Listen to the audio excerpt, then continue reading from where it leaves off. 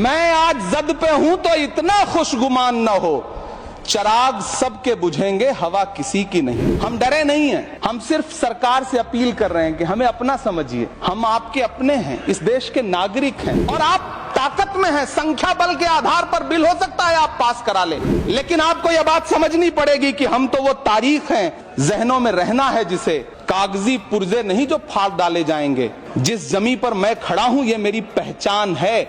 आप आंधी हैं तो क्या मुझको उड़ा ले जाएंगे? ये बिल सिर्फ इस देश के मुसलमानों को नीचा दिखाने का और अपने एक ऐसे मतदाता वर्ग को खुश करने का बिल है जिनको इस बिल के पास हो जाने से कुछ मिलेगा भी नहीं। जिल्ले इलाही, जमहूरियत जो है वो नफरत और ठसक से नहीं चलती है, अकड़ से नहीं चलती है, उसमें सबकी हिस्सेदारी जरूरी है। सबको समझना पड़ेगा कि जब जंगल में आग लगती है तो न वो बरगद बचते हैं जो हवा को आंधी में तब्दील करते हैं, न वो बांस बचते हैं जो आपसी रगड़ से चिंगारी पैदा करते हैं। जिस बिल को मुसलमानों के हुकूक की हिफाजत करने वाला बिल बताया जा रहा है, उसी को पेश करने के लिए और उस पर बात करने के लिए लोकसभा में भाजपा सरकार के पास एक भी मुस्लिम सांसद नहीं है। जिस वक्फ बिल को मुस्लिम महिलाओं को हक दिलाने वाला बताया जा रहा है, उसे संसद में पेश करने वाली पार्टी के पास न तो राज्यसभा में, न लोकसभा में, न देश की किसी विधानसभा में एक भी मुस्लिम महिला सदस्य नहीं। बस आप कह रहे हैं यह बिल उम्मीद की नई किरण है। नहीं साहब,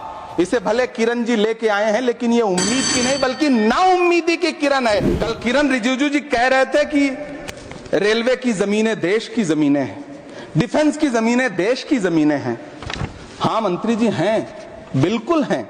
तो हम भी तो इसी देश के नागरिक हैं, हम भी तो इसी देश के बेटे हैं, तो वक्फ की जमीनें भी तो इसी देश की जमीनें हैं। उनको पराया क्यों बोलते हैं आप? और मंत्री जी, मैं इस सदन में अलल ऐलान ये कहता हूं कि जब भी इस देश की जमीन को लहू की जरूरत होगी, आपसे 2 कदम आगे इमरान खड़ा मिलेगा। ये मैं आपसे यकीन दिलाते हुए कह रहा हूं। मैं सरकार से कहना चाहता हूं, हमसे हमारी इबादत गाहें तो मत छीनिए ना, हमारे घरों पे बुलडोजर तो मत चलाइए ना, हमारी कब्रों में तो हमें सुकून से सोने दीजिए ना। लेकिन डॉक्टर बाबा साहब अंबेडकर के संविधान को हर दिन कुचलने वाली ये सरकार देश के मुसलमानों से नफरत में इतनी अंधी हो गई है कि खुलेआम देश की संसद में देश सरकार के माइनॉरिटी मिनिस्टर साहब और होम मिनिस्टर साहब झूठ बोलते हैं और देश को गुमराह करते हैं। धन्यवाद मोदी जी, क्या बढ़िया सौगातें मोदी दे रहे हैं आप। पहले हमें गुजराते मोदी दिया, आप सौगातें मोदी दे रहे हैं।